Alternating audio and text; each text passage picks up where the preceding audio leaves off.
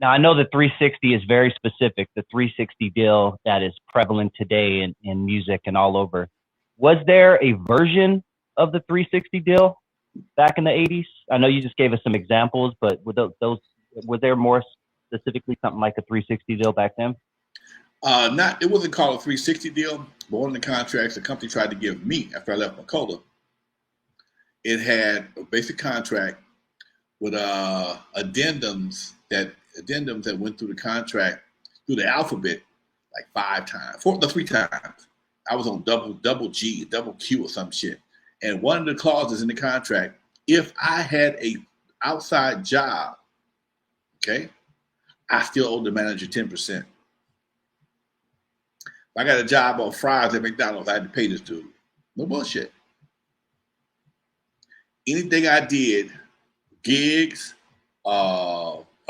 endorsements, anything I did, including day labor jobs, he had a right to 10% of my money. Of course, I didn't sign that thing, and that was that was something. But it was so blatant, it was obvious. It was a. Anytime you got more than 40 pages of contract, it's gonna be some fucking in there. Damn, 40 pages. That's crazy. So what would the average contract be page-wise? The average contract, average recording contract for a major is 40 pages, okay? Because everything is broken down. Your promotion, when you get paid, your name and likeness, who owns that, if it's going to be in perpetuity, your scheduling, force majeure. Force majeure is when they tell you, in the event of some unforeseen shit that what they gonna do and what they're not gonna do and what can nullify. Then they have all the nullification clauses where whether you're gonna, if you guys have to go to arbitration, everything is broken down. You can only you can only check the books on Monday through Friday from 9 to 5. All that shit's in the contract. All that shit, they don't say it like that. They say standard business hours, okay, which is 9 to 5 Monday through Friday. So everything is spelled out. And it takes quite a bit of paper, about a quarter of a ream of paper, to get it all together. Now, when they start putting the extra bullshit in there, that's when the problem comes in. They start adding all the addendums. That's when the problem comes in. As a person who started out as a group, how hard is it to keep a group together, a band, anybody with more than 3 people? It seems like even in hip hop, most groups don't last. EPMD broke up. Outkast separated. I mean, they all tend to break up.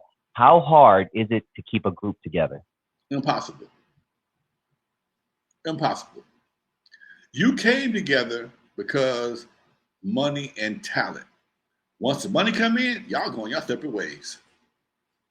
Once the money gets to come, because the money's going to differentiate. It's going to be a difference in the division of the money. When y'all all came in at flat ass zero. Nobody got nothing but hopes, dreams, and some talent. That's all you got to offer the situation. At some point in time, when the money comes, because what happens is when you get a group, somebody's gonna write some music, somebody's gonna write some lyrics, somebody's gonna maybe in the management team. That was one of the problems I had, because in the beginning I had to do everything. I was a manager, group member, label owner, all that shit. So I got different different revenue streams I'm getting paid from, rightfully so. But it looked like a fucking ripoff. You can pay for it. You get a quarter of the money, 25% for being in the group, you get another percentage for managing the group, and you own the label too. It sounds like a ripoff, but that's all we had to offer.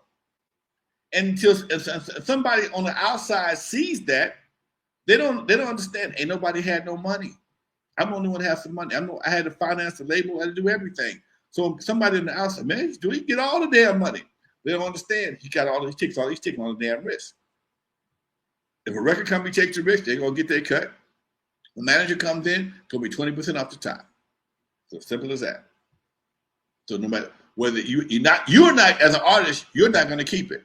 But it just looks funny. It looks odd. It looks like a ripoff when another group member is getting it. So when you look and see like groups like the Confunction, perfect example. Only a couple of guys that can function write the music. everybody plays it, but only a couple of guys write the songs. So while some guys watch the documentary, while some guys are out partying, having a good time, you got 2 or 3 guys in the studio grinding, trying to write these hits. They come time to record it. Everybody records. But when you look at the writer shares, only certain guys get writer shares, which means only certain guys get publishing. And a lot of guys feel we're all a group, we should get the same amount of money. Nope, we don't do the same amount of work. Why should we do that? We don't do the same amount of work. My creativity writes our songs. My creativity produces the music. Therefore, I need to get paid for those efforts. If you're just playing the bass or just playing the guitar, doing backup singing, you can't get the same amount of money as the writer. If you had to go and have an outside writer, he would get his money, and that was always that for years. That was the way it was done. There was an outside writer, outside producers, so the group members split up all the royalties equally because they didn't really do anything. As group members take on more responsibility, their revenue streams increase, and that's where the jealousy comes in. Ego, man. So artists, in my opinion, by nature, have egos, whether they hide it well or it comes out of them. I think every artist has an ego, in my opinion. But every artist in a group, they probably think they're better than the next person. How hard is it to keep egos in check when you're dealing with a group? Impossible. Because when you walk on stage, 4 people that come from the same basic area, got the same basic thing. When you walk on that stage, people start choosing. Women start choosing. Based on your conversation, the interviewers may start choosing who they want to talk to. This person has a better speaking voice or a better speaking persona. Well, on stage, somebody there may be a bunch of girls who like light-skinned guys. Yella was hot on stage. They loved Yella on stage. Dre was well loved. I was in the back most of the time.